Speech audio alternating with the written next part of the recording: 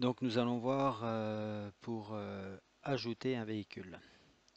Alors nous sommes sous cette page qui est un masque de saisie, donc en une seule page pour passer une annonce. Le principe est simple, hein, vous renseignez les champs, là où il y a un petit astérix rouge c'est obligatoire, pour le reste c'est facultatif. Mais bon, il est bon de renseigner le maximum parce que plus vous mettez d'informations sur une annonce, plus elle a de chances d'être visitée, d'être mieux référencée sur les moteurs de recherche et puis de satisfaire la curiosité de l'internaute. Alors, rentrer un maximum d'informations, c'est très très bien. Donc, nous avons d'abord les caractéristiques techniques du véhicule, des renseignements marchands si vous disposez ce véhicule à la vente à marchand, les équipements, hein, et les prix. Et après, la zone observation. Les photos vous seront demandées une fois que vous aurez validé votre annonce. Vous pourrez donc insérer des photos.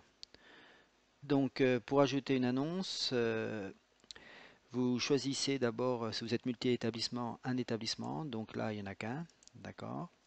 Parce que l'utilisateur est affecté à un seul établissement. Ce client-ci a deux établissements, donc un utilisateur sur un établissement et un autre utilisateur sur un autre établissement. Cela veut dire que cet utilisateur-là, qui est sur cet établissement, ne peut saisir que ses voitures. Il ne peut pas interférer avec les voitures de l'autre établissement. Un utilisateur peut avoir accès à plusieurs établissements, bien sûr. Bon, après, vous choisissez si c'est un véhicule d'occasion, un véhicule neuf ou un véhicule de démonstration ou de direction. La catégorie du véhicule, voilà. Donc vous choisissez sa catégorie. Berline, par exemple. Une marque. Donc vous pouvez choisir une marque. Après, les modèles viennent s'afficher à côté. Voilà, vous choisissez un modèle, A4 par exemple, et on vous présente des sous-modèles.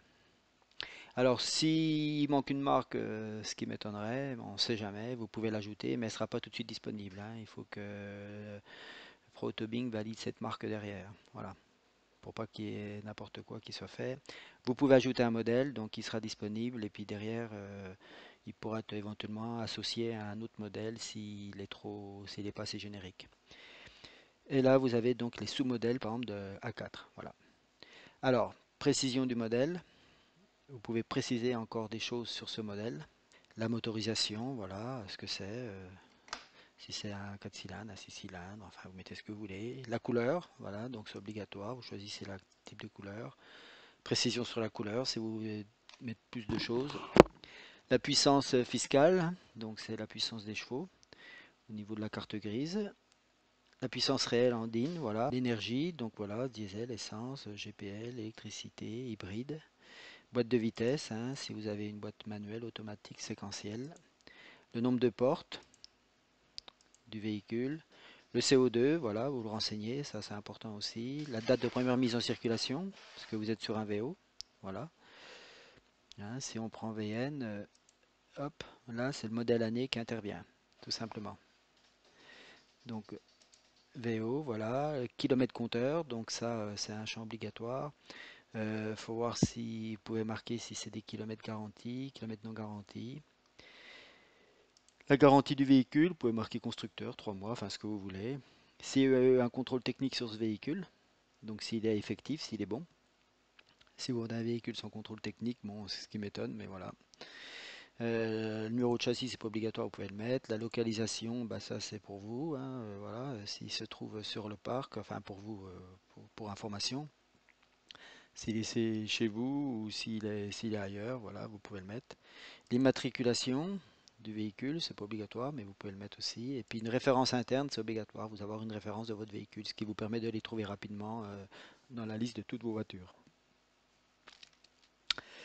Renseignement marchand, donc la cote du véhicule, toute taxe comprise, hein, vous pouvez la mettre.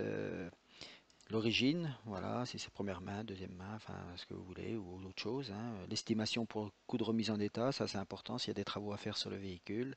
Puis le statut du véhicule, voilà, si c'est un marchand en commande prévisionnelle, s'il est déjà sur votre parc, s'il est actuellement sur vos transporteurs, etc., etc. Puis la date de réception du véhicule en cas où il est dans un statut commande prévisionnelle ou au transporteur. Voilà. Équipements, alors les équipements, bah voilà, vous avez tout ce qui est en rouge, c'est des équipements que vous avez déjà ajoutés, donc c'est dans cette zone-là, vous pouvez mettre un équipement et vous l'ajoutez, donc ça ce sont vos propres équipements, avec une petite croix, vous pouvez les effacer. Et sinon, on a une base de données d'équipements, donc pour retrouver un équipement, il suffit de saisir ici, voilà, si je mets ACC, voilà, accès, accoudoir central, voilà, si je rentre central, ouais, hop, ça rentre aussi. Donc c'est voilà, on cherche vraiment des lettres et des mots dans toutes les désignations. Donc c'est assez rapide à renseigner. On peut cacher les équipements. Après, vous avez le prix, donc le prix catalogue. Vous pouvez mettre un prix catalogue du véhicule. Le prix de vente, donc public, TTC ou hors taxe. Souvent c'est TTC, hein. Le prix marchand, pareil, vous pouvez le mettre en TTC en hors taxe. Bon, souvent ça se met en TTC aussi. Et puis ici, vous avez donc l'estimation du prix. Donc là, on l'a déjà vu dans l'autre vidéo avant sur mes recherches. Euh, je ne vais pas la refaire, hein, je la mettrai en ligne. Euh, Remarque sur le prix et le calcul du prix remisé. Donc voilà, si je mets un prix de 10 000 euros, voilà, si je calcule le prix remisé, donc je dis sur le prix de 10 000 euros, je veux 5% de remise, calculé, donc il me dit ça fait 9 500. Si je fais valider, et il me met 9 500 euros, voilà. Donc le prix en euros. Et remarque sur le prix, on peut mettre des remarques sur le prix. Ça s'affiche à côté du prix, sur l'annonce, dans un petit point d'information. Voilà. Et même pour le prix marchand. Et ici, vous rentrez les observations. Donc là, il faut rentrer tout ce que vous pouvez mettre. Voilà, c'est très important. Ça fait du contenu, ça permet de mieux référencer l'annonce. Et puis en même temps, si vous envoyez à travers nos passerelles d'exportation vers le Bon Coin, la centrale, etc., vous mettez les informations ici. Pour le Bon Coin, il faut bien mettre des virgules entre chaque élément que vous les séparez. Puis après, vous validez l'ajout de votre annonce. Bon, je ne vais pas le faire, je serai un vrai client. Mais il n'y a rien de compliqué, tout se fait rapidement. Et une fois que vous avez ajouté votre annonce, il vous sera demandé d'ajouter les photos que vous téléchargez et puis qu'après vous pouvez glisser, déposer pour les classer dans l'ordre que vous voulez et vous enregistrer. Voilà pour l'ajout d'un véhicule. Merci de votre écoute.